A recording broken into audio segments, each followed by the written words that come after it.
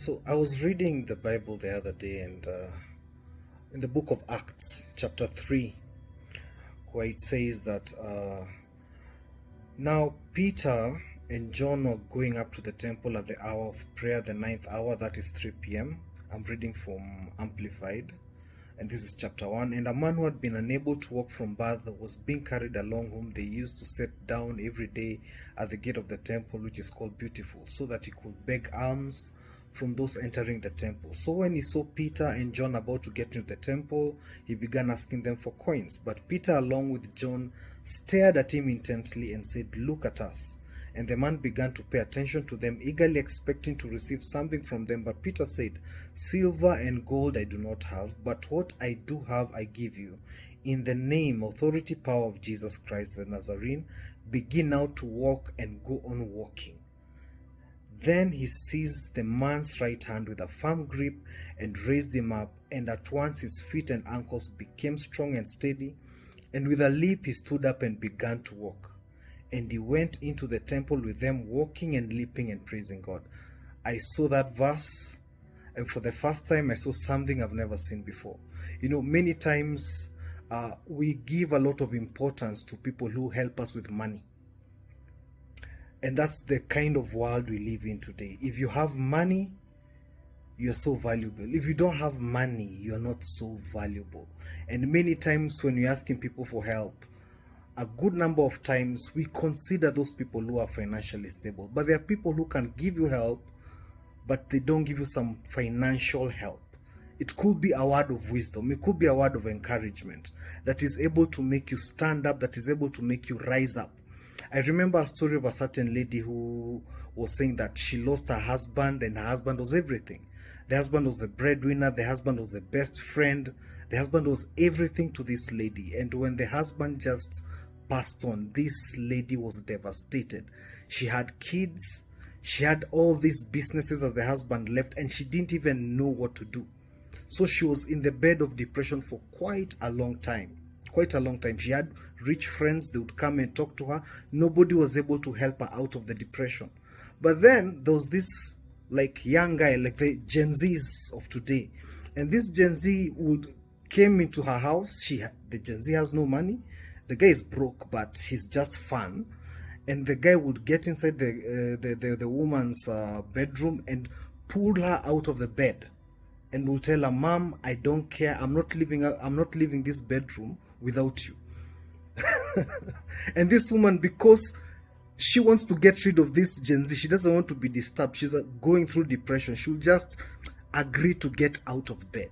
And this Gen Z guy, will pull this lady downstairs and take her around for a walk, and now get her back to the house.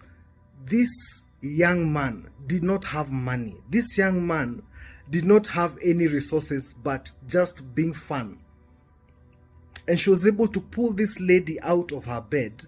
And this lady was attesting of all those people who stood with her.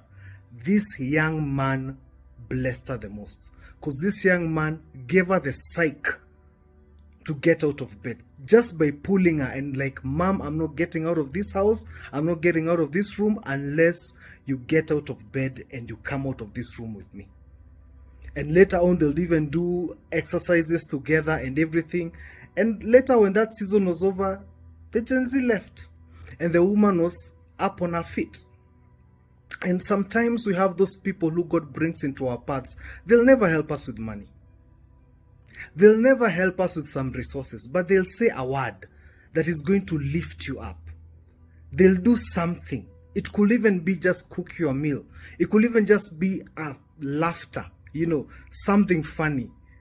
And it just lightens you up and makes your day. And that is enough to give you strength to make one more step. The Bible talks about in the book of Ecclesiastes that there was a little city. This is Ecclesiastes chapter 9, verse 14 and 15. There was a little city with few men in it, and a great king came against it and besieged it and built great battlements against it. But there was found in it a poor wise man, and by his wisdom he rescued the city. Yet no man seriously remembered that poor man. And my encouragement to you is, don't forget those people who came and stood with you, who helped you, even with that word of advice, even with that meal, even with that warm smile. If you've been in a very dark place, sometimes, if you've especially been in a dark place, you know money is not everything. Someone can come and give you money and they go.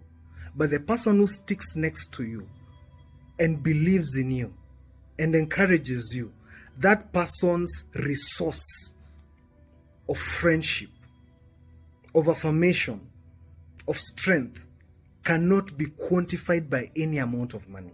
And in many times, that is what makes us rise up. And when the Bible says in the book of Isaiah chapter 60 that arise from your spiritual depression to a new life, shine, be radiant with glory and brilliance of the Lord, for your light has come, and the glory and brilliance of the Lord has risen upon you. Many times it is these people who bring this light. Many times it is these people who help us rise up, who help us believe in ourselves, who help us have hope for a future, who help us see things in a bright way. They may not have money, but they have the words, they have the actions, and they have the wisdom to help us rise up. And don't forget them. Don't be like those people in the book of Ecclesiastes who forget them just because they were poor. Wisdom and resources that help us in life are not so much in money, but are in people's minds and in people's hearts. This is Frank G. Minor, blessing you with a word. Be blessed.